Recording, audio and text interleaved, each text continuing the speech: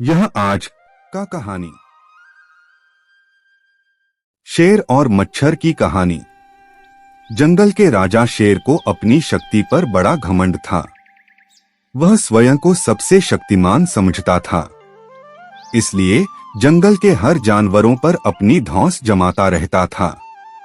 जंगल के जानवर भी क्या करते, अपने प्राण सबको प्रिय थे, इसलिए न चाहकर भी शेर के सामने नतमस्तक हो जाते। एक दिन दोपहर के समय शेर एक पेड़ के नीचे सो रहा था। वहीं एक मच्छर भिनभिना रहा था, जिससे शेर की नींद में खलल पड़ रहा था। वह एक मच्छर से बोला, ए मच्छर, देखता नहीं मैं सो रहा हूँ, भाग यहाँ से, नहीं तो मसल कर रख दूंगा। मच्छर बोला, क्षमा करें वनराज, मेरे कारण आपकी नींद में व्यवधान उत्पन्न हुआ, किंतु आप मुझे ये बात नम्रता से भी कह सकते हैं। आखिर मैं भी इस धरती का जीव हूँ। अच्छा, तो तू छोटा सा मच्छर मुझसे जुबान लड़ाएगा? और क्या कल कहा मैंने, तुम मच्छर हो ही ऐसे कि कोई भी तुम्हें यूं मसल दे। मैं तो ये बार बार कहूंगा, क्या बिगाड़ लोगे तुम मेरा?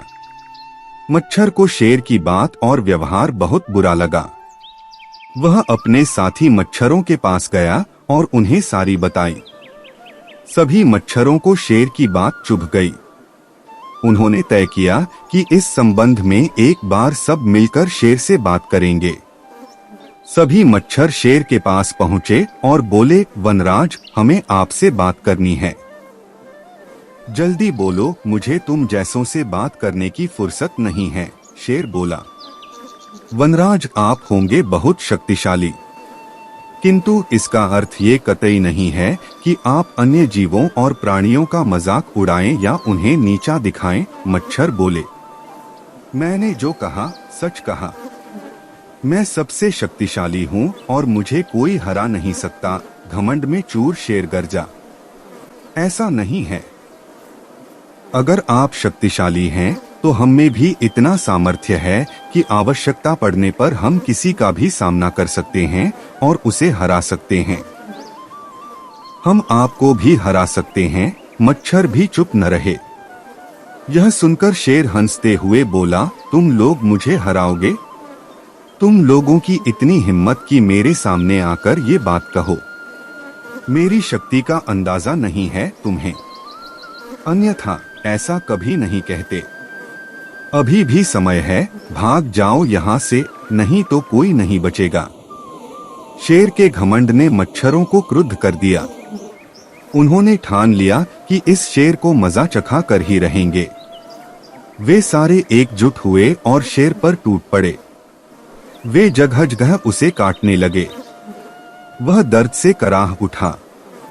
इतने सारे मच्छरों का सामना करना उसके बस के बाहर हो गया। वह दर्द से चीखता हुआ वहां से भागा, लेकिन मच्छरों ने उसका पीछा नहीं छोड़ा।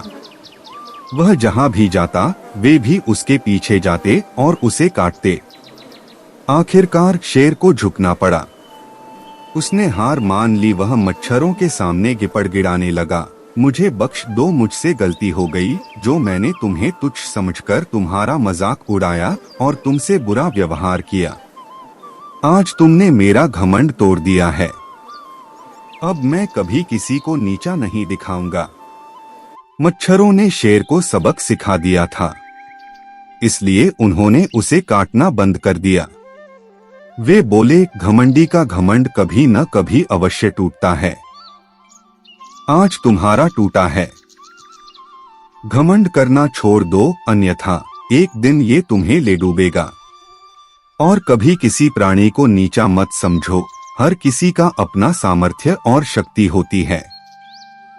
शेर तौबा करते हुए वहां से भाग गया। शिक्षा, घमंडी का सिर नीचा।